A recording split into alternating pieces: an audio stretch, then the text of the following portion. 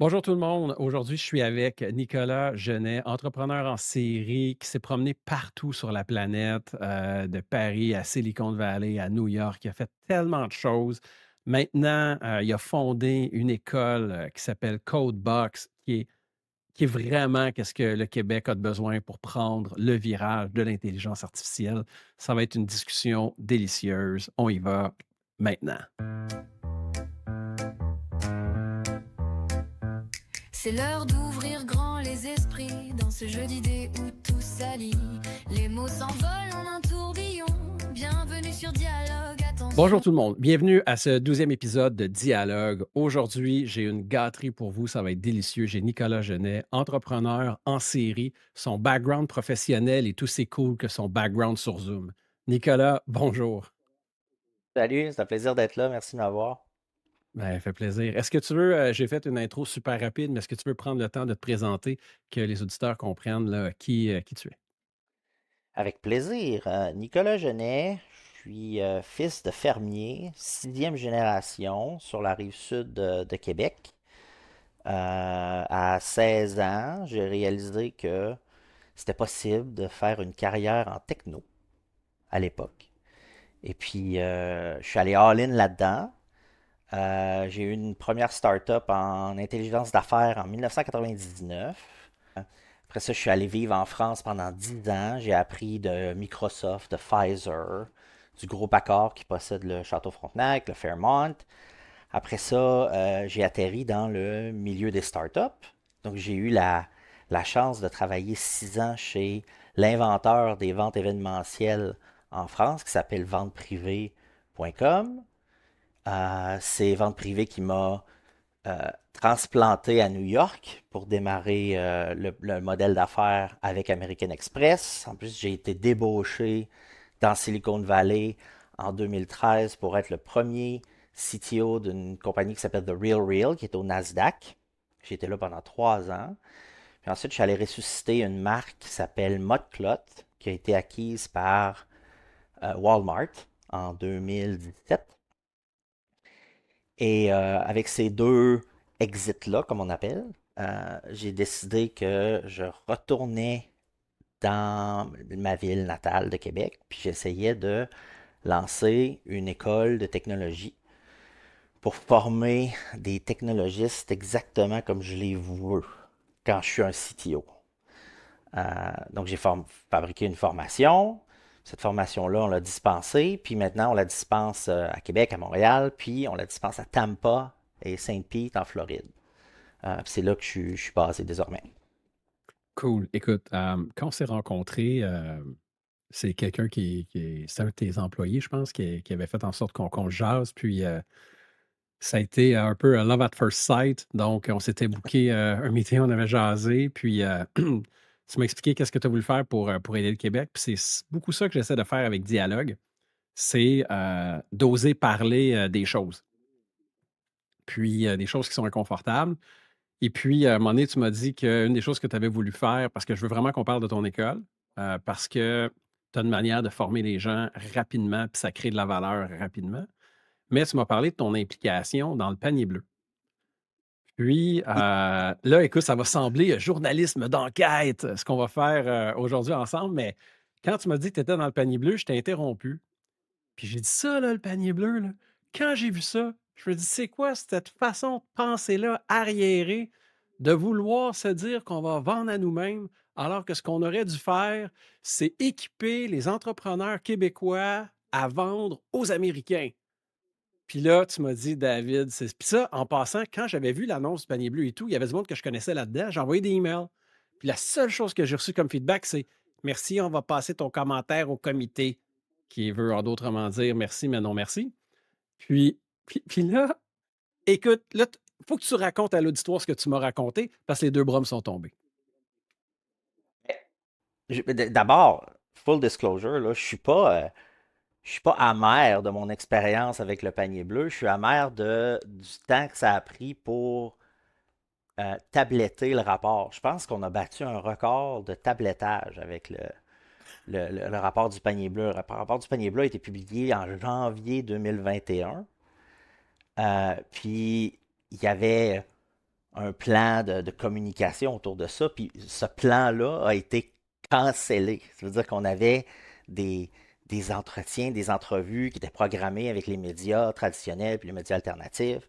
Puis tout d'un coup, on s'est fait appeler et dire, bon, ben finalement, ton entrevue est replanifiée, mais ça s'est jamais replanifié. On n'a jamais eu à communiquer autour de ce rapport-là. Euh, je ne suis pas amer du travail qui a été fait parce que ça a été mon opportunité d'être aux premières loges de comment on fait des recommandations à un gouvernement, comment on se met dans l'appareil public, puis comment on travaille en équipe pour arriver à quelque chose de cohérent. Puis nous, on était obsédés par rendre ce rapport-là avec des points d'action. Donc, nos recommandations, c'était vraiment actionable. On voulait vraiment que ce soit ça. Puis le rapport de chantier euh, des technologies, il y avait 30 pages sur un rapport total qui faisait 237 pages. Puis ça, c'était volontaire de faire ça, parce que nous autres, on va être concis, très spécifique, puis on va donner le maximum de recommandations possibles qui sont en lien avec faire fonctionner les autres chantiers avec la techno. Donc, on disait, la technologie est un moyen d'activation dans ce contexte-là. Ce ne sera pas le centre de l'activité. Le centre, c'est les commerçants. Donc, on a toujours eu à cœur de mettre les commerçants, peu importe leur niveau de maturité, au centre de notre action. Puis on a dit, ben voici ce que vous devriez faire. Puis, tout ça. Puis la première recommandation avec laquelle on est arrivé, c'est euh, il ne faut pas que le Québec ait l'ambition de se battre contre les géants du web en commerce. Il faut qu'on catalogue notre offre, puis qu'on la rende disponible et visible à ces géants-là pour qu'ils puissent les couler. C'était ça, la recommandation maîtresse de, du panier bleu en côté techno. Puis c'était aussi d'agréger l'offre, puis de faire en sorte qu'on en parle le mieux possible pour que Walmart, Amazon, Shopify, les grands puissent l'agréger puis l'exposer au mieux. Parce que nous, on est trop petits. Fait qu'on a toujours été très humble par rapport à notre taille, par rapport à la maturité des commerçants aussi. Fait que toutes nos recommandations étaient liées à est-ce que vous avez les bons outils, qu'est-ce qui vous manque, comment vous déterminez même votre niveau de maturité par rapport au commerce électronique. Est-ce que vous savez gérer votre inventaire? Est-ce que vous connaissez QuickBooks? Est-ce que vous connaissez... Donc, on allait vraiment dans les détails. Puis, une des choses qui m'a choqué le plus, David, c'est que le jour où le rapport a été publié, quelques jours plus tard, il y avait l'annonce qu'il allait y avoir un panier bleu transactionnel. Ça a été une vraie grosse désillusion pour toute l'équipe que j'avais assemblée parce qu'on était là, bon, ben ok. Le panier bleu, c'était juste un gros prétexte pour permettre à Québec de recueillir le financement qu'il faut pour partir un site transactionnel puis essayer d'avoir une chance à, à faire du transactionnel au nom des Québécois, dans le fond. Alors que c'est pas du tout ce que les commerçants voulaient. Ben, tu sais, puis je vais formuler un petit peu ça, là, puis aussi que l'auditoire comprenne, là, tu sais, t'étais... est-ce que c'est une exagération de dire que tu es à un niveau de CTO, que tu aurais pu être CTO de Walmart à quelque part, tu sais, quand ça a été racheté par Walmart et tout, tu sais, tu as des épaules larges, là, au point de vue technique, là. T'en as vu Ben oui, d'autres, là. puis moi, je retrouvais un autre collègue de Walmart qui était Sylvain Prudhomme. Sylvain Prudhomme, c'était un ancien de Walmart Canada.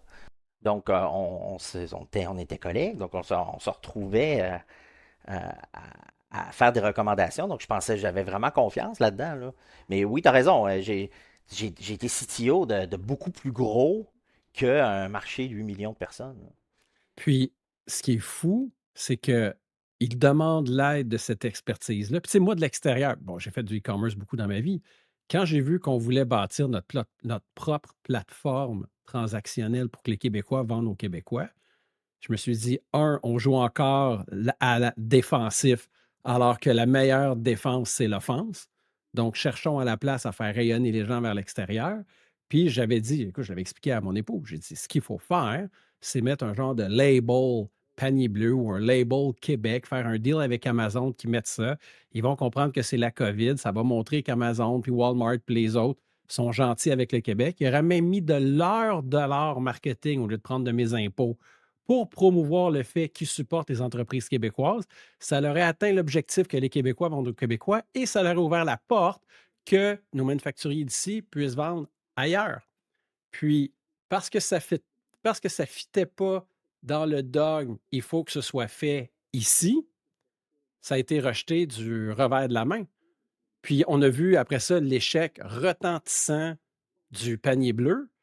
Puis, c'était sûr que c'était pour échouer. Je veux dire, tu ne peux pas bâtir une infrastructure comme Walmart, comme Amazon, comme Shopify, avec une gang de gars, même s'ils sont super compétents, là, tu peux pas bâtir l'équivalent d'Amazon, puis avec la qualité, puis avec le frictionless en quelques mois, là. Avec juste quelques Ouais. millions, c'est impensable. L'échec du panier bleu, c'est pas un échec de compétence. C'est un échec de leadership et d'approche. Ouais.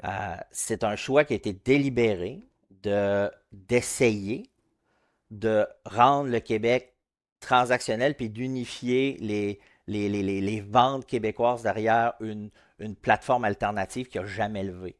Et tu sais, dès l'introduction de notre rapport, là, on s'avouait vaincu. Hein. On disait les places de marché de Walmart, d'Amazon et de Wayfair, etc., font office de standard en matière de présentation de l'offre et d'envergure de leur sélection. Et les marques et les commerçants y adhèrent inévitablement en raison du trafic qu'ils génèrent. Donc, nous autres, on disait, il faut aller là où il y a le foot traffic. Il faut aller se joindre à la eyeball parade, qu'on appelle en anglais, excuse l'anglicisme, là, mais c'est vraiment, il y a des places de marché qui sont trustées de la part des consommateurs québécois, puis c'est là qu'il faut aller. Puis le problème du panier bleu, ça n'a jamais été est-ce que c'est transactionnel ou pas transactionnel. Ça a toujours été l'offre. Comment tu agrèges l'offre des commerçants en Ouais. région, en Ouais. banlieue, Ouais. dans les grands centres, pour que tout le monde ait accès à la même offre. Puis comment tu gères l'occupation du territoire qui est extrêmement éparse, puis comment tu orchestre ta distribution en ayant mis ton offre au même plan en ayant mis tous les Québécois sur un pied d'égalité en termes d'offres, en termes de Ouais. demande. Mais Ouais. c'est pas ça qui s'est passé. Il n'y a pas eu d'agrégation, il n'y a pas eu de stratégie de c'est quoi le produit les produits qui sont québécois. Fait que là, il y a eu de la mauvaise presse parce que les Chinois ont commencé à inonder le panier bleu de produits qui n'étaient pas faits ici. Puis, tout ce que les commerçants québécois voulaient, c'était vendre. Là. Donc, tout ce Ouais. qu'il fallait leur offrir, c'était des outils pour agréger cette offre-là et puis en parler le mieux possible. Mais vois-tu, les commerçants voulaient vendre et là, je me permets de prêter des intentions aux politiques, là, puis c'est peut-être pas ça. Puis en passant, n'importe qui du panier bleu qui a le goût de venir raconter sa version de l'histoire, vous êtes le bienvenu. Euh, Connaissant certaines personnes déçues, je doute que mon invitation va être recueillie, mais ils sont quand même les bienvenus. Je vais me faire un devoir de vous recevoir si vous avez envie d'en discuter. Mais moi, je crois que qu'est-ce que le politique voulait faire, c'est dire, nous autres ici, on est bons, on est aussi bons que n'importe qui, on va être capable de le faire nous-mêmes. Et c'est ce thinking-là d'être surconfiant dans nos capacités et de refuser de regarder les réalités, terrain, économique, technologique. Puis pourquoi je voulais en parler avec toi, Nicolas? C'est qu'on est en train de faire la même erreur en intelligence artificielle. On est en train de faire la même erreur avec l'idée de la souveraineté numérique. Donc, c'est pas vrai que Cohere va être capable de faire des meilleurs modèles que OpenAI ou que Grok ou même Gemini ou Claude. C'est pas vrai. Puis de dire qu'on est le plus safe, tu gagnes pas une course en étant le plus safe. Les entreprises veulent des choses. Puis c'est plus safe, là. On s'entend-tu que, puis un bout un peu de technique, depuis moi, on va se comprendre. Puis mon audience devient de plus en plus technique, là. Tu mets un hymne dans ton flow, là, puis tu l'as, ta sécurité, là. Puis tu peux dormir sur tes deux oreilles, là, puis tu sais que tout va bien se passer. Là. Puis évidemment, ça fait tous les autres principes autour. Là. Mais qu'est-ce qui me fait de la peine, c'est qu'on n'apprend pas de nos erreurs. il devrait avoir là, une autopsie en profondeur du panier bleu, pas juste du panier bleu, là, de Nordvolt, de Epic, puis j'oserais même dire de la COVID, là, dans un autre sujet, pour dire qu'est-ce qu'on peut apprendre de ça, qu'est-ce qu'on aurait pu faire mieux. Parce que là, je revois les mêmes erreurs se faire en intelligence artificielle et en souveraineté numérique. Et là, en fouettant sur la fierté nationaliste des Québécois et des Canadiens, on va leur faire dépenser des milliards de dollars qu'ils n'ont pas pour leur faire à croire qu'ils sont souverains numériquement. Mais c'est intéressant ce que tu dis parce que moi, j'ai toujours pensé que les Québécois étaient légitimes dans leurs aspirations, quelles qu'elles soient. C'est-à-dire que un Québécois, là, ça a le droit, comme n'importe quel occidental, là, ça a le droit de rêver. Ok? Ça a le droit de vouloir améliorer sa condition. Ça a le droit de vouloir être souverain chez lui. Ça a le droit d'être libre. Un Québécois, ça a le droit de vouloir le mieux possible pour sa famille. Tout ça, j'ai toujours eu cette conviction-là. Puis, on fait des choix comme société, puis comme gouvernement. Les sociétés choisissent leur gouvernement. On fait des choix qui viennent se mettre en travers de ces aspirations-là. Puis on Mm. devient, OK, ça peut être interprété de plusieurs façons, Nordvolt, OK, mais Nordvolt, là, c'est c'est un problème, c'est une trop grosse bouchée pour ce que le Québec était capable de prendre. Puis Nordvolt, c'était un fond de baril de compagnie qui avait elle-même des aspirations, puis c'est tout ce qu'on avait à notre disposition pour alimenter notre narratif de la filière batterie. Donc, Ouais, ouais. puis, tu sais, tu peux. Les quelques startups montréalaises en IA sont toutes faites avaler par la Silicon Valley pour des peanuts, là, parce que on aspire à trop gros pour les compétences qu'on a en dessous. Puis, à mon avis, c'est ça qu'il faut tacler là, en termes de compétences. Là. Tu sais, il y a juste au Québec que tu entends que Montréal est la capitale de l'IA. Qui est des capitales de l'IA, il y en a. Puis, je t'invite à regarder ce qui s'est passé. Pour moi, c'est un des affaires les plus révélateurs. Comme de quoi c'est une histoire d'intelligence. L'intelligence artificielle, c'est une histoire d'intelligence. En 2018, je faisais partie, quand je suis retourné vivre à Québec pour fonder Codebox, je faisais partie, j'étais parmi tant d'autres qui fait partie d'un exode de la Silicon Valley. Ok? On avait vécu les quelques années face de la Silicon Valley. Moi, j'ai l'impression que j'ai vécu le pic de la Silicon Valley. Euh, les startups qui étaient juste financées comme il faut, il y avait de la compétence partout. Euh, les bootcamps, les universités, ça florissait. On apprenait à travailler entre nous autres. On avait même inventé ou développé des façons safe de faire de l'outsourcing avec l'Inde, puis le Pakistan, puis les Russes, puis on a commencé à s'étendre au Mexique, tout ça. Il y en avait vraiment pour tout le monde. Puis tu sais, c'était un super exemple de la, la marée fait monter les bateaux, puis euh, tout le monde en bénéficie. Puis à un moment donné, les feux de forêt, les pannes d'électricité, les taxes, le logement qui était devenu inabordable, petit à petit, ça a fait en sorte que, puis les échecs de l'administration publique ont fait en sorte qu'il y a eu un exode qui s'est commencé. Puis là, tu le vois là, dans les chiffres, là, Ouais. la population de la Californie et de San Francisco, elle diminue, puis les gens ils disent, bon, ben, si je suis pour travailler remote, je vais travailler dans une place où les taxes sont moins Mhm. élevées, puis je vais travailler dans un endroit. Puis il y a eu cet exode-là qui est observable.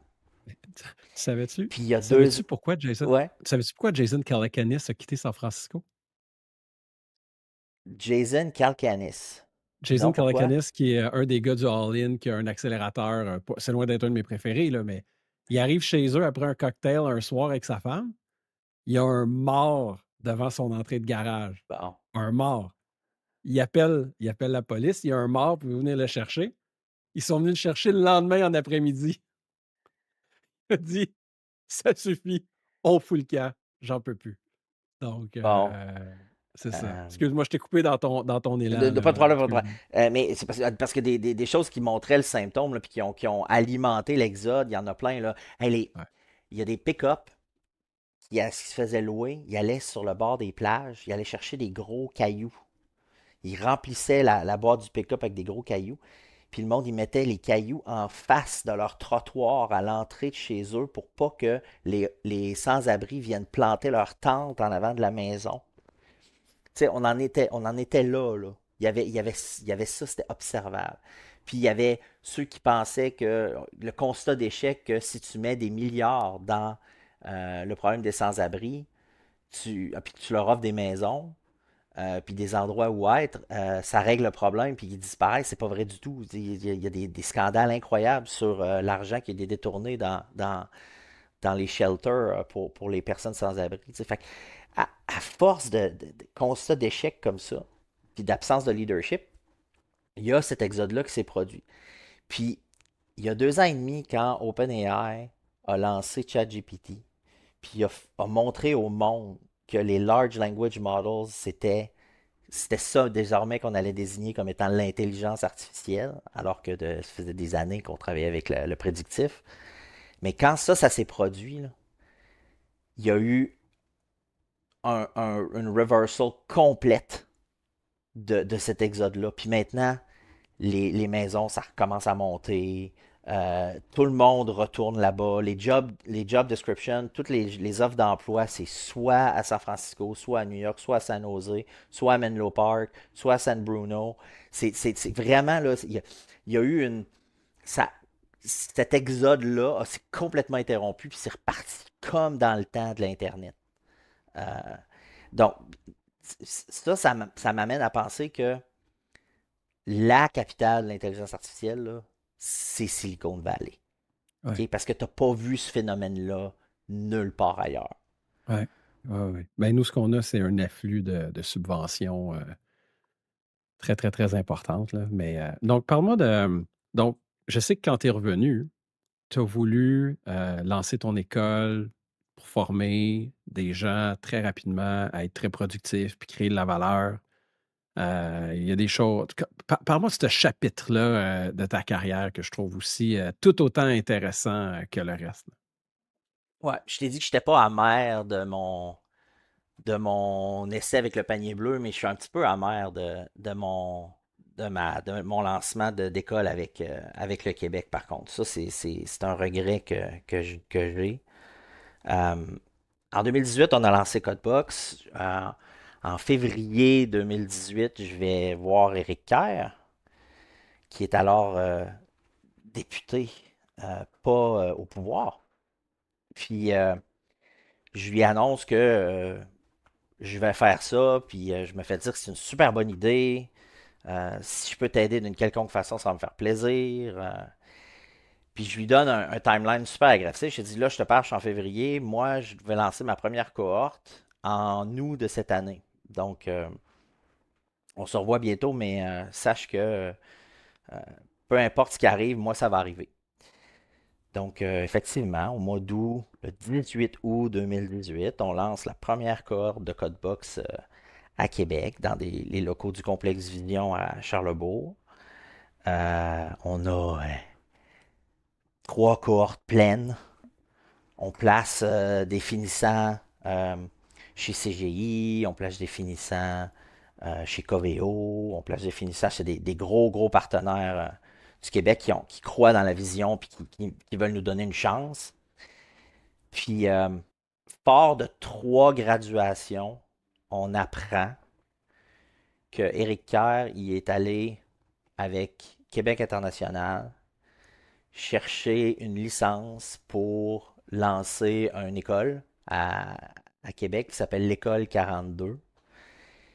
Puis c'est une école parisienne, c'est un programme qui prend 3 ans, c'est un programme qui est 100% gratuit, mais pour Éric Kerr puis son groupe, c'était pas gratuit, il fallait licencier le programme, donc ils se payent une licence, ils se font promettre plus de 8 millions de dollars en subvention pour lancer le projet. Puis en plein milieu de la pandémie, Québec, l'école 42 est née et depuis devenu, il s'est mis directement dans le chemin, puis c'est devenu un compétiteur pour moi. Euh, puis il y en a, tu sais, il y a pas de comparaison, tu sais, 3 ans, 4 mois, emploi garanti. Puis ben, l'école 42, il n'y a pas un gradué de ça parce que l'école 42 a fait faillite. C'est c'est pareil. Si tu Fait que là, fais on a mis combien de une millions? On a commission mis combien de d'enquête, millions là-dedans, là? On a mis combien de millions là-dedans pour que ben, ça fasse je faillite, là? pense qu'ils ont tiré la plug avant, mais il y a eu 8 millions de mobilisés pour lancer OK. cette école-là.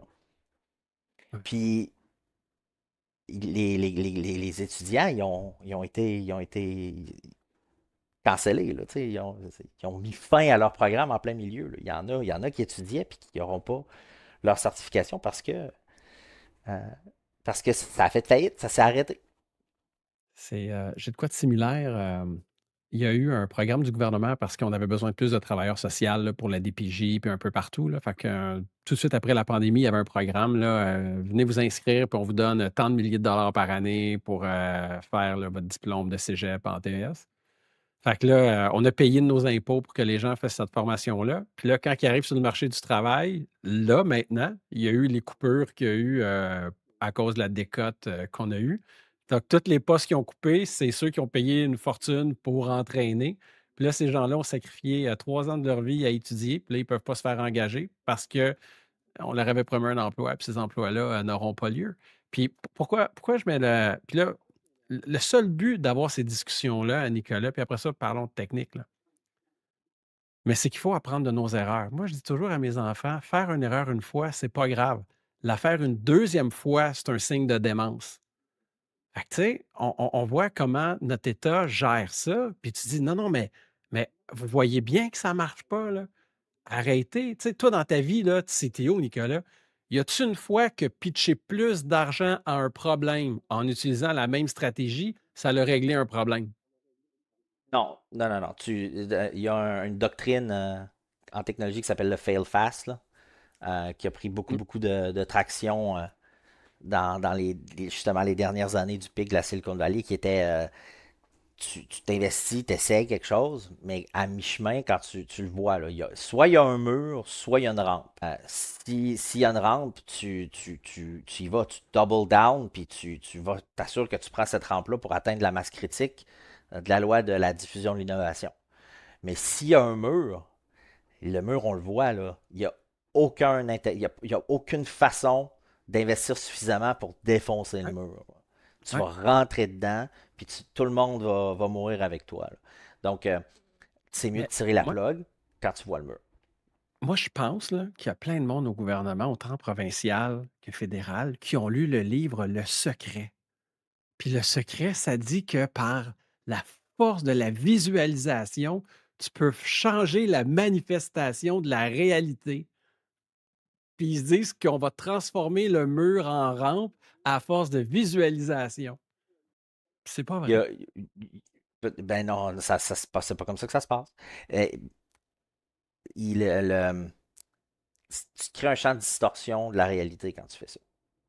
Il faut voir les choses pour ce qu'elles sont, les évaluer pour ce qu'elles sont, puis il faut mettre les moyens qu'il faut pour, pour passer à travers les obstacles. Tu sais, Codebox, là, dans sa première action, ça a été l'entourage. Ça a été de créer l'équipe qui était suffisamment compétente, puis avec une vision partagée pour dire on fait ça, puis peu importe ce que ça coûte, peu importe les efforts que ça prend, il faut atteindre cet objectif-là. Puis c'est un effort d'alignement de vision qu'il faut avoir, pas un effort de distorsion de la réalité. C'est à peu près c'est l'opposé de, de, Mais de l'approche. c'est très intelligent ce que tu emmènes parce que pour certaines personnes, ils vont peut-être pas comprendre la subtilité parce que, puis je vais essayer de reprendre tes mots, mais il y a une immense différence entre changer ta perception de la réalité pour te convaincre que c'est la bonne chose versus de mettre l'effort de bien aligner les intérêts. Donc, souvent, dans un deal ou dans un projet, les gens vont mettre de côté les possibles deal breakers parce qu'ils sont tellement contents puis enjoués qu'il y a un projet puis quelque chose à faire qu'ils vont distorsionner la réalité. Alors que ce qu'ils devraient faire, c'est au contraire passer à la loupe les divergences d'alignement d'intérêts et mettre leur effort pour que les intérêts soient bien alignés pour après ça que le reste du projet roule sur des roulettes, là. Ouais, je pense que c'est ça. Puis, il y a rien de plus dangereux pour un projet ou une vision, pour une entreprise en tant que telle, qu'un un manque d'alignement sur ce qu'on appelle l'étoile du Nord, là, the North Ouais, Star. ouais, Si on ne s'entend pas sur où on va, puis pourquoi on y va, il y en a qui vont changer de route, il y en a qui vont euh, rester en arrière, il y en a. il- il- L'effort, il faut qu'il soit mis dans cet alignement-là, parce que c'est comme ça que tu vas pouvoir canaliser les ressources qu'il te faut pour atteindre l'objectif après. Parce que sinon, tu vas avoir tu vas avoir de la perte. Tu vas avoir de la perte. ouais, Tu vas avoir ce qu'on appelle du noise. ouais, ouais. J'aimerais ça qu'on parle de Codebox plus en détail, que les gens comprennent bien, là. Donc, dans le fond, toi, tu prends des gens qui ont peu ou pas de compétences, puis en 4 mois, tu les formes. Et donne-moi le big picture de comment tu travailles, qu'est-ce que tu fais que l'auditoire le comprenne. Ouais. Puis ce que je te raconte là, c'est pas une expérience, c'est pas une idée. En 2018, c'était une idée, mais là, je te parle il y a plus de 300 gradués de Codebox, puis ces gradués-là, ils sont répartis dans plus de 100 entreprises à travers le monde aujourd'hui. Là. Genre, on en a qui travaillent à Londres, on en a qui travaillent à Paris, on en a qui travaillent à Saint-Petersburg, on en a qui travaillent à Montréal, à Québec, on en a qui travaillent à San Jose. Donc, c'est pas une expérience, c'est arrivé.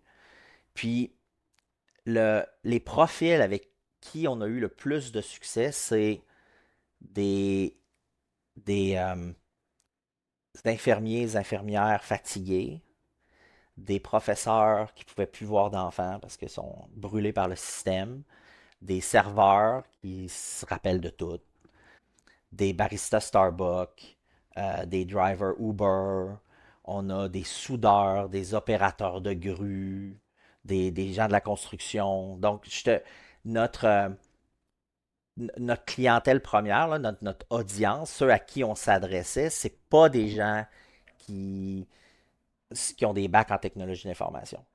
C'est des gens qui n'ont pas été corrompus par l'université euh, en technologie de l'information, des gens qui sont plus susceptibles d'être ce que j'appelle business first, c'est-à-dire qui ont un souci du résultat, qui s'inquiètent que le résultat va délivrer ses promesses pour l'entreprise, donc qui prennent le parti pris de l'entreprise. Et non qui prennent le parti pris de la techno, de la stack, ou de moi je suis un développeur Ruby on Rails, fait que je fais du Ruby on Rails, puis moi, vu que je connais juste les marteaux, ben tout faut qu'il soit un clou. Ouais. La philosophie de Codebox, c'est complètement l'inverse. C'est-à-dire, non, non, je vais te montrer 16 outils distincts, puis je vais te montrer comment les utiliser avec la bonne attitude dans le milieu de la techno.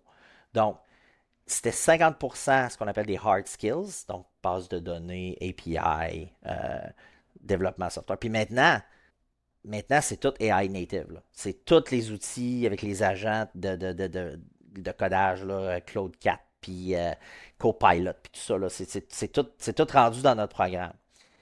Puis, donc ça, c'est les hard skills. Puis l'autre moitié, c'est les soft skills.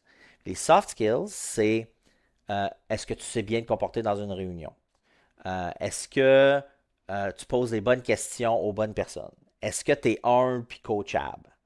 Est-ce que tu prends le feedback puis les rétroactions de la bonne façon, avec la bonne attitude? Quand tu ne connais pas quelque chose à la fin d'une journée, dans une réunion, est-ce que le lendemain matin, tu te pointes à la réunion de suivi, puis est-ce que tu sais tout du sujet que tu ne connaissais pas la veille? Tu sais, puis il y a des façons de monter en compétence rapidement sur les choses. Puis on leur apprend le plus de langage possible, puis on leur apprend le plus d'approches possible, de design patterns, puis tout ça. Donc c'est les soft skills qui amènent à une ouverture d'esprit, puis un parti pris pour la compagnie. Fait que moi, j'ai été capable de faire davantage avec des gens comme ça dans mes équipes, quand j'étais chez Walmart, quand j'étais chez The Real Real, quand j'étais chez Vente Privée, des gens pragmatiques qui sont intéressés par la vision puis la raison d'être de l'entreprise, plus que par euh, la stack qu'ils utilisent, puis Ouais, qui sont. ouais, Et toi, t'es-tu Oracle, t'es-tu Microsoft, t'es-tu Google Cloud Platform, t'es-tu. Ça, c'est des détails. C'est des détails ouais. au- auxquels on arrive plus tard. Puis, il n'y a rien à l'université, au cégep, qui te prépare à la réalité d'une entreprise. Je le sais, j'en suis un exemple vivant. Ah ouais. Mais je pense que c'est comme ça qu'on est devenu amis instantanément, de cette vision-là où tu sais, tu vas être capable de me fournir du monde, puis que je vais pouvoir placer carrément chez des clients sur des projets, puis tu es capable de prendre quelqu'un qui est business smart, que tu lui donnes les soft skills, les hard skills, puis qui n'est pas pris dans des dogmes puristes de langage ou de technologie, mais qui est pragmatique, goal-oriented, puis il fixe des issues. Get it done. Et Ouais. en sachant que toi, tu es capable aussi d'être là en overview CTO, là. Donc, tu sais, je pense à tous les gens qui vont perdre leur emploi à cause de l'intelligence artificielle. Ils pourraient faire un programme avec toi en dedans de 4 mois, puis être capable de participer à la révolution au lieu de subir la révolution. Ça.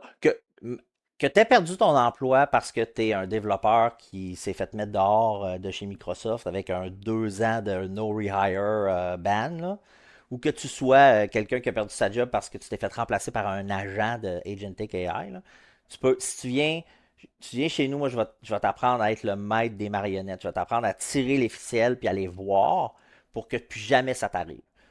Pour que tu sois maître de la façon dont l'intelligence artificielle est déployée.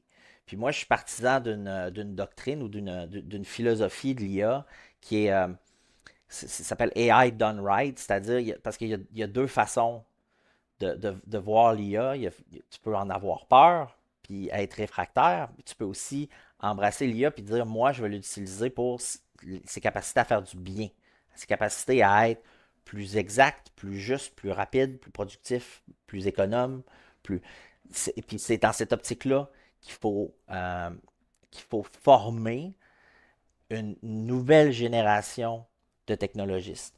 Puis ça, c'est jamais arrivé, David, dans l'histoire des technologies. Tu sais, moi, c'est la cinquième révolution que je vis, OK, dans la techno. Moi, j'ai vécu le desktop. Après ça, j'ai Mhm. vécu le web, qui a tout amené dans le browser. Après ça, j'ai vécu le cloud, qui a tout amené dans le cloud, puis dans des serveurs que tu n'as jamais vu de ta vie. Après ça, j'ai vu le mobile, où là, tout est redevenu sur des téléphones, avec des microservices à déployer, la sécurité, l'hyperprésence de la cybersécurité, puis des réseaux sociaux, tout ça. Puis là, ce qui différencie cette révolution-ci des autres, c'est que là, c'est à grande échelle. C'est que là, ça fait perdre des jobs. Donc, on Ouais. appelle ça le Great Reset. Puis ce Great Reset-là, il faut s'outiller pour survivre au tsunami puis d'être de l'autre côté pour surfer sur la vague plutôt que de se faire avaler. C'est vraiment comme ça qu'il faut le voir. Donc, toi, tu penses que le Great. Est-ce que ton Great Reset, c'est le même Great Reset que. Pas l'OMS, mais voyons. L'organisation à Zurich, le WEF, est-ce que c'est le même Great Reset ou c'est un autre Great Reset que tu me parles? Non, je te parle, OK. je te parle je te parle d'une ligne qui se trace où tu as une population de gens qui faisaient de la technologie il y a 2 ans et Ouais, demi, OK? ouais, ouais, Il y avait de la valeur à ce que ça fasse 15 ans que tu fasses du .NET. Il y avait de la valeur à ce que tu fasses du Java depuis 20 ans. Il y avait, tu pouvais monétiser le fait que tu étais un des rares à connaître encore du COBOL. Tu vois, ouais, il y a ouais, cette ouais, génération-là, ouais, puis là, la ligne s'est tracée. ouais. Puis au-delà de cette ligne-là, là, nain.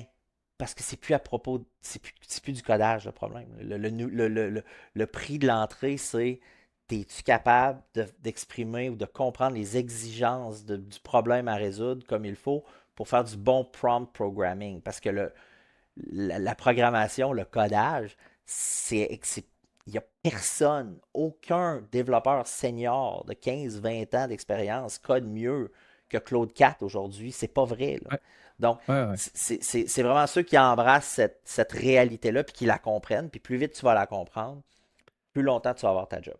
En fait, c'est un peu comme si tous les musiciens devaient devenir des chefs d'orchestre, parce qu'on est capable d'avoir des instruments de musique synthétiques alimentés par l'intelligence artificielle. Puis là, maintenant, c'est l'orchestration, puis les choix, puis c'est toute la partie de grand jugement humain. C'est pour ça que tous ceux qui ont une intelligence en bas de la moyenne ou qui ont un refus de s'adapter et de mettre l'effort cognitif pour comprendre un enjeu, puis qui veulent juste se réfugier dans ce qu'ils ont appris il y a 15 ans, bien, ces gens-là perdent leur valeur sur le marché, malheureusement.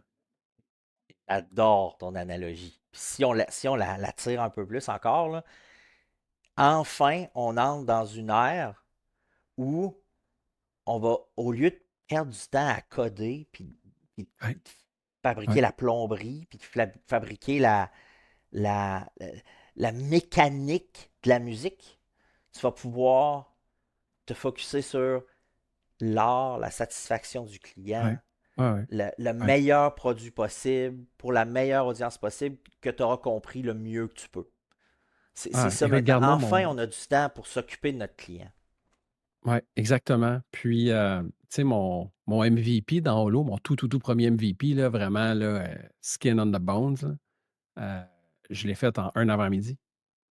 Parce que mon partner Bruce comprenait pas qu'est-ce que je voulais faire. Tu sais, c'était comme j'essayais de l'exprimer, mais ça passait pas. Puis un matin, je me suis levé, il était 3 heures, 4 heures du matin. J'ai dit, OK, ce matin, fuck that, je le finis. Je me couche quand c'est fini. Puis bon, j'ai été chanceux, à 2 heures, c'était fini, là. Mais je l'ai shippé, puis là, il a fait comme, oh my God, c'est ça qu'on a de besoin. Après ça, j'ai refait un autre meilleur MVP que lui m'a pris 5 semaines part-time. Puis là, il était plus raffiné, il était capable d'avoir comme plusieurs patients et tout, puis, mais avec certaines limites. Puis de refaire le truc scalable, bon, là, rendu là, c'est de l'information confidentielle, je ne peux pas le dire, mais ça a coûté ça a coûté cher. Mais pour reprendre les mêmes fonctionnalités, ben, c'est juste avec les stacks différents. Puis, tu sais, on vit dans un monde où tout le monde a un problème qu'il voudrait régler avec du code. Mais les gens ne savent pas coder. Et là, maintenant, on va être capable de régler tous ces problèmes-là parce on va avoir des machines qui vont être capables de faire le code. Puis bientôt, même l'analyse avec le code qui va avec. Tu sais. Puis ça augmente la qualité de vie de tout le monde. Puis il faut accepter ça. Là. Puis ça améliore le time to market, puis il y a plus il y a plus de valeur à ce que ce soit toi qui l'aies fait. L'important, c'est que le client l'ait, puis que le time to market soit respecté, puis que si tu es capable de mettre plus d'argent en marketing puis en communication sur ton Ouais, produit plutôt que de le ouais, gaspiller en plomberie puis en outsourcing, ouais. c'est que tout le monde gagne à ça, là. Mais il y a quand même un aspect de compétence qui est nécessaire parce que je ne pourrais pas prendre ma mère, que j'aime de tout mon cœur. Je voudrais bien la saluer, mais je sais qu'elle ne comprend pas c'est quoi un podcast. Fait qu'elle ne peut pas écouter mon podcast, malheureusement. Mais je t'aime, maman. Tout On ça la pour salue, dire, bonjour. on la salue. Donc, tout ça pour dire que tu as quand même besoin d'un niveau de skills parce que le chef d'orchestre doit comprendre la musique.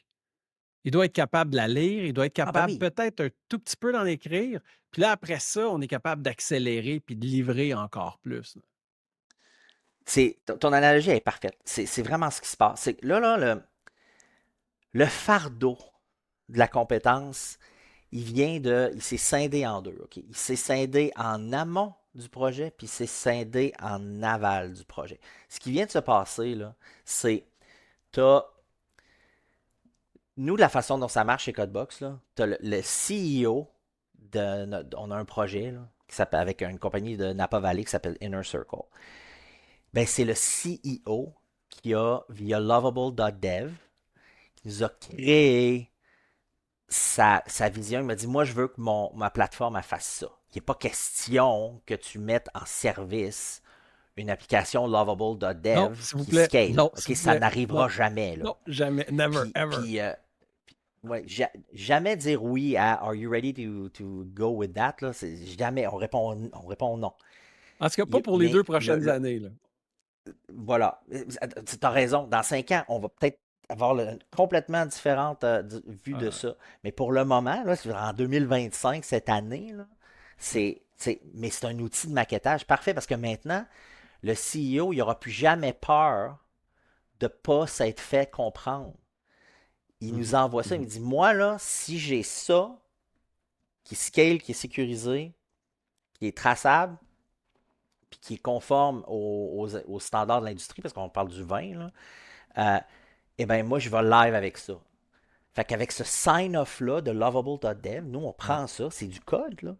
Puis le fardeau, il se transfère sur l'opérationnalisation du code. ouais, ouais. C'est-à-dire le rendre conforme, le rendre sécurisé, faire en sorte qu'il scale, faire en sorte. Donc, la seniorité dont on a besoin des développeurs, c'est ça.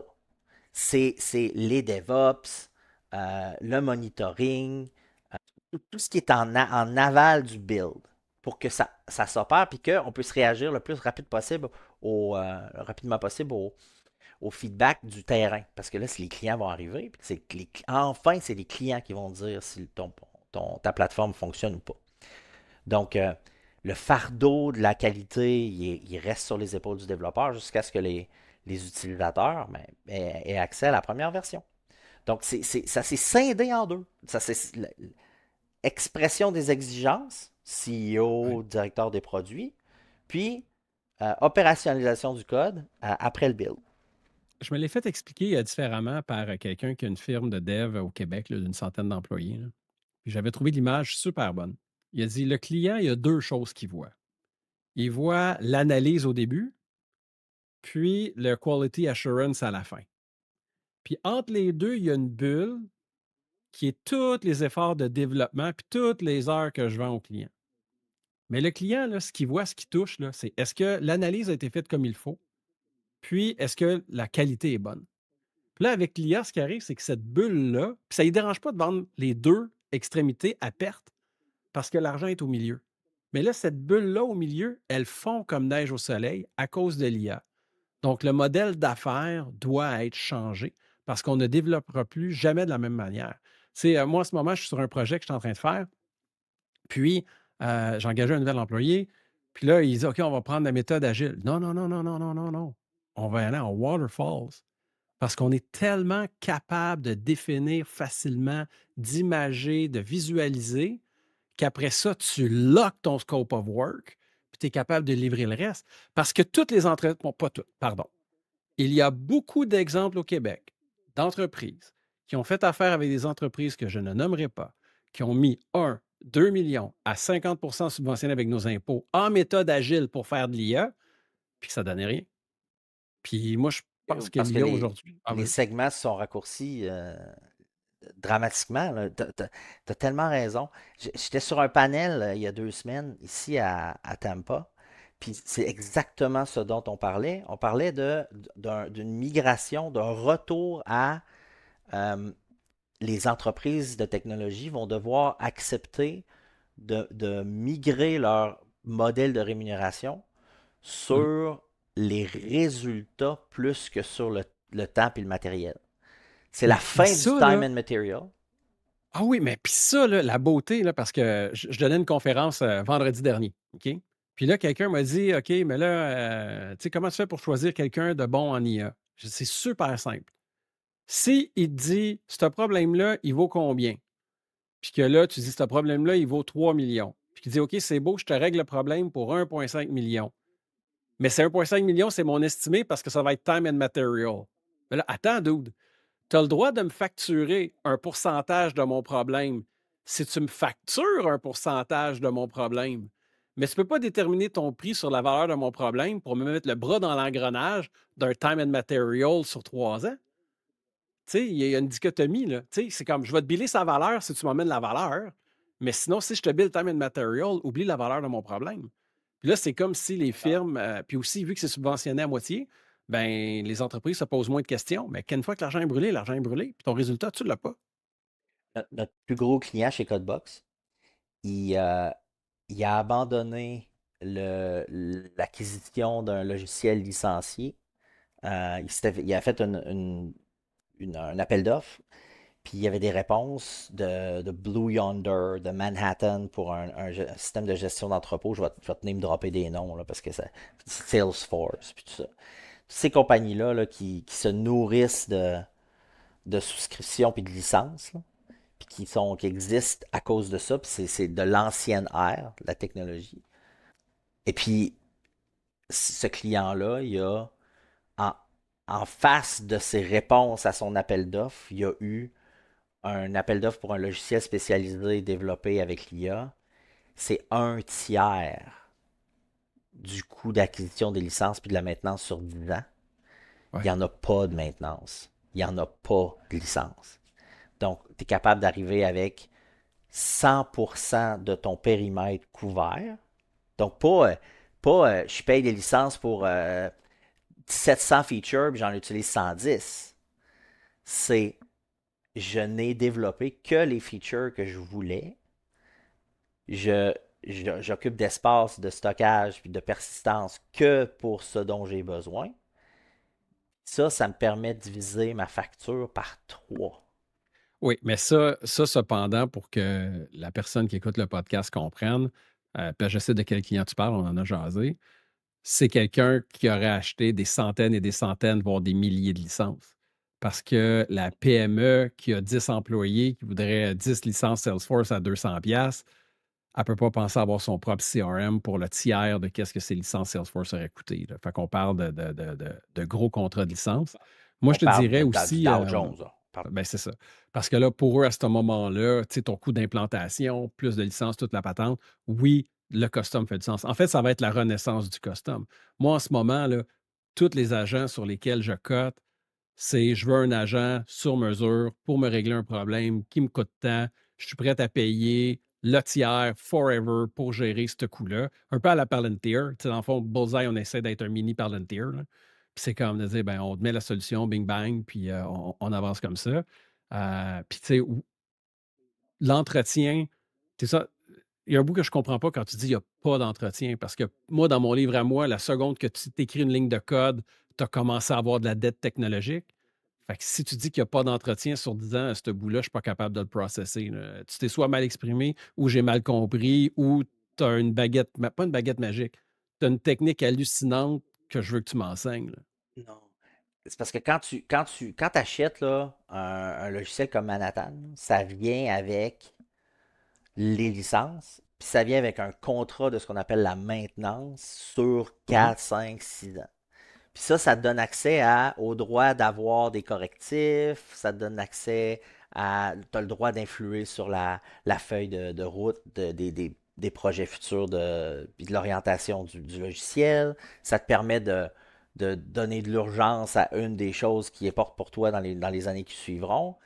Ça, c'est toutes des considérations qui disparaissent quand tu fais du custom. Parce que Ah, quand parce que tu tu es fais du maître d'où ça s'en custom, va. voilà, t'es Ah, propriétaire, puis tu dis, OK, OK, ça, ben, on s'entend. j'aime On pas la s'entend. façon On dont s'entend. ça se fait comme ça. Je le revisite comme ça. Donc, ton budget de Ah, maintenance, c'est du budget de build. ouais, on s'entend. On s'entend. C'est bon. OK. On dit la même chose. Moi, j'aurais envie, dans le but de te faire briller le plus possible, Nicolas, peux-tu expliquer, parce que je sais que tu as un coût à ton inscription dans Codebox, mais tu as également une garantie de placement. Donc, est-ce que tu veux expliquer ça, s'il te plaît, pour les Oui, oui, serveurs, oui. ambulanciers, professeurs qui voudraient se renouveler en développeurs? Et pour qui T'es j'ai probablement gentil. des projets. Là. Ça fait plaisir. T'es gentil de, de, de me donner l'opportunité d'expliquer ça. Euh, la raison pour laquelle on a eu autant de succès avec ces profils-là, c'est parce que on ne charge les frais de scolarité de la formation qu'à la fin du programme. Donc, on ne fait payer que ceux qui graduent. Puis la graduation chez Codebox, ça veut dire soit tu t'es trouvé une job, on t'a trouvé une job chez un de nos partenaires, puis on a réussi à te placer, ou tu as réussi à te trouver une job tout seul, ou ton, ton rêve c'était d'avoir ta propre business, d'être freelance, tout ça. Donc, le débouché numéro un pour à peu près 50% des finissants, c'est en entreprise dès la graduation. Puis sur l'autre moitié, ben, c'est nous, on va vous engager. On va vous employer chez Codebox Solutions. Puis on va vous déployer sur les gros clients dont je parlais tout à l'heure. Puis on va vous faire du projet. Puis on va vous polir. Puis vous allez monter en compétences. Puis vous allez avoir rajouter des cordes à votre arc. Puis de la théorie à la pratique, à la simulation, à la pratique, vous allez devenir extrêmement compétent, extrêmement apprécié très rapidement. Pas parce que vous savez des hard skills, mais parce que vous avez une attitude qui tire tout le monde vers le haut. Les code box qui graduent, qui vont en entreprise, c'est des vitamines dans les équipes qu'ils intègrent. Parce que ils ont la bonne attitude, ils font les efforts, ils ne comptent pas leurs heures. Et puis, ça crée ça tire tout le monde vers le haut. Donc, Écoute, et c'est à ce moment-là seulement qu'on va vous envoyer votre facture de frais de scolarité. Donc, et vous tout la ça payez pour avec la votre modique somme salaire. de. Ça coûte 12 000 pour graduer de Codebox. OK, Puis, vous pouvez rembourser sur 6, 9, 12 mois. OK, super. Puis, on a un partenaire. Notre Puis, partenaire historique, c'est Desjardins. Donc, si vous voulez, vous pouvez même mettre ces 12 000-là sur un prêt échelonné sur plus longtemps. Puis, comme ça, ben, c'est plus facile à absorber pour vous. écoute, je t'ai dit que je ne ferais pas d'editing, là, mais je vais te proposer quelque chose. Puis, si tu dis non, je vais le couper à l'editing. Puis, si tu dis oui, ben, les gens l'auront live comme ça. OK? Une des clés de Palantir, c'est qu'ils vont prendre des gens sur le plancher, qu'ils vont entraîner pendant 4 mois sur leur plateforme pour qu'ensuite ils deviennent des évangélistes dans l'organisation pour déployer la plateforme de Palantir. Puis moi, ce que j'aurais le goût de faire avec toi, Nicolas, c'est que les entreprises qui veulent prendre un tournant IA, qui veulent que cette personne-là ait une formation, moi, j'embarquerai avec toi pour leur faire une formation d'IA, Codebox, pour qu'après ça, ils retournent dans l'entreprise puis qu'ils deviennent des évangélistes de l'IA dans l'organisation. Parce que si le Québec manque le virage de l'intelligence artificielle, Québec, ça va être Cuba dans 20 ans.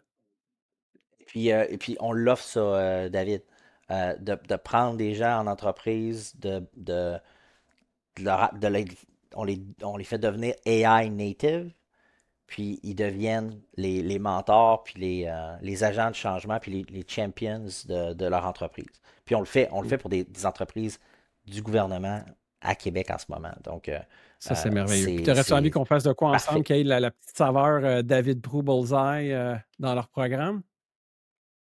Oui, Bon, j'aurais pas. Tu viens de me sauver de l'editing. On en parlera. super. Non, parce qu'on va travailler, on va travailler ensemble, c'est assuré. En fait, on a déjà eu l'occasion d'échanger un peu, puis il y a des belles choses. Puis je pense qu'il y a une super de belle complémentarité. La façon que moi, je vois mon rôle de Chief AI Officer par rapport aux développeurs, puis de ramasser des gens dans les organisations, les rendre AI native en dedans de 4 mois, puis moi, tu sais, leur apprendre à réfléchir sur comment tacler les. En passant, on va être obligé d'écouter de Gilles Vigneault. Moi, je toujours, quand je dis trop d'anglicisme là, dans un podcast, il faut que j'écoute Gilles Vigneault après pour racheter mes péchés d'anglicisme.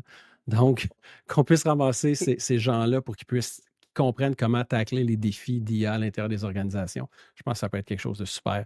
Puis le Québec en a besoin. Puis je veux juste rappeler une chose, là, parce qu'on arrive proche de la conclusion de notre entrevue, de notre temps ensemble.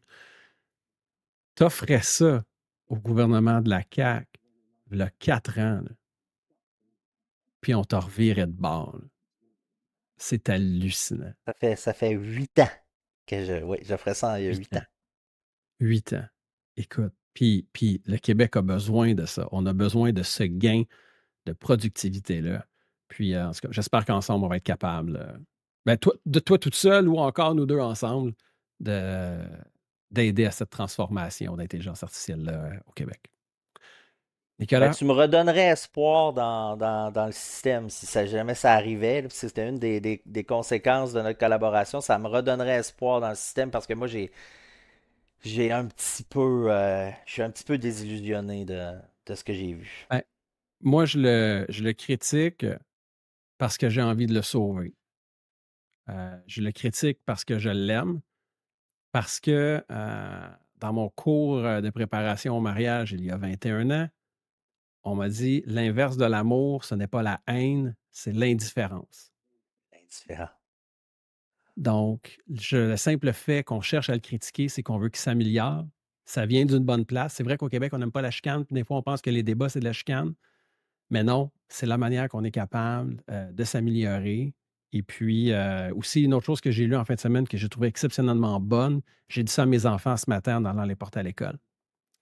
Dans la vie, tu peux être optimiste. Je préfère être optimiste et avoir tort qu'être pessimiste et avoir raison.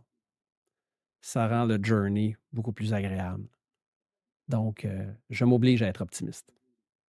T'as raison. Puis si je fais une introspection, là, je pense que tu as mis le doigt dessus en racontant ton histoire de préparation au mariage. Là. C'est d'être ignoré par, par la terre qui m'a vu grandir. Tu sais. Moi, je suis enraciné au Québec. C'est la sixième Ouais. génération.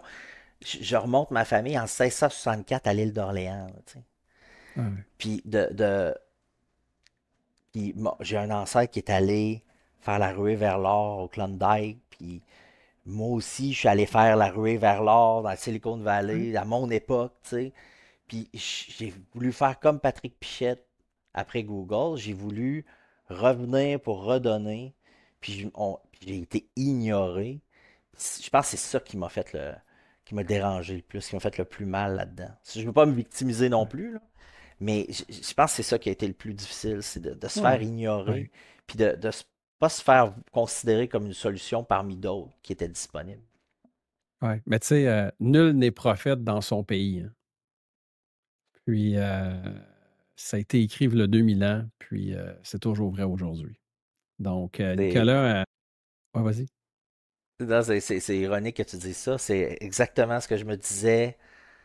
L'automne dernier, on a été honoré par le Lightning de Tampa Bay comme acteur communautaire par excellence. Codebox, on change des vies ici dans la région de Saint-Pete-Tampa. Puis on a été reconnu comme acteur communautaire par excellence. Puis ça, c'est exactement, c'est quand je suis revenu après la cérémonie, après la game, j'ai dit nul n'est prophète en son pays. Ça s'est passé, c'est arrivé, puis on a été reconnu à Tampa Bay avant de l'être à Québec. Puis ça m'a ça m'a Ouais. pincé. Ouais. Ouais. Non, je te comprends parfaitement. Puis, tu sais, moi, avec Colo, j'ai gagné plus de prix aux States, puis j'ai plus de respect des institutions. J'ai des trucs qui s'en viennent peut-être là, avec la FDA, puis tout, là, mais c'est pas le temps d'en parler là. Je vais attendre que ce soit officiel, là, mais c'est plus facile là-bas qu'ici. Euh, mais, euh, mais tu sais, moi, je me dis toujours, si on part, en tout cas, regarde, je l'aime mon Québec, là, puis je fais ma part là-dessus. On va arrêter, là. Je pense que nos auditeurs, ils nous entendent nous lamenter de comment on aime le Québec. Je t'aime, Qu'est-ce qu'on fait? Québec! Qu'est-ce qu'on fait? Cool. Écoute, Nicolas, un immense merci. Ça a vraiment été un plaisir. Et puis, merci de ta transparence, de ton ouverture. Ton intelligence, elle est de facto, tu l'as tout le temps, mais je l'apprécie aussi aujourd'hui.